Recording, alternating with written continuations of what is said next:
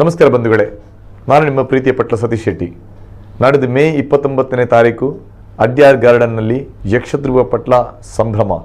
ಮೇ 29ನೇ ತಾರೀಕು ಬೆಳಿಗ್ಗೆ 8 ಗಂಟೆಯಿಂದ ರಾತ್ರಿ 12 ಗಂಟೆವರೆಗೆ ಬೇರೆ ಬೇರೆ ಯಕ್ಷಗಾನದ ಬೇರೆ ಬೇರೆ ಕಾರ್ಯಕ್ರಮಗಳು, ಕಲಾವಿದರಿಗೆ ಬೇರೆ ಬೇರೆ ವಿಶೇಷ ಸವಲತ್ತುಗಳು, ಇನ್ಶೂರೆನ್ಸ್, ವಿದ್ಯಾರ್ಥಿ ವೇತನ, ಗೃಹ ನಿರ್ಮಾಣಕ್ಕೆ ಸಹಾಯಧನ, ಇನ್ನಿತರ ಅನೇಕ ಕಾರ್ಯಗಳು ನಿಮಗೆಲ್ಲರಿಗೂ ಗೊತ್ತೇ ಇದೆ.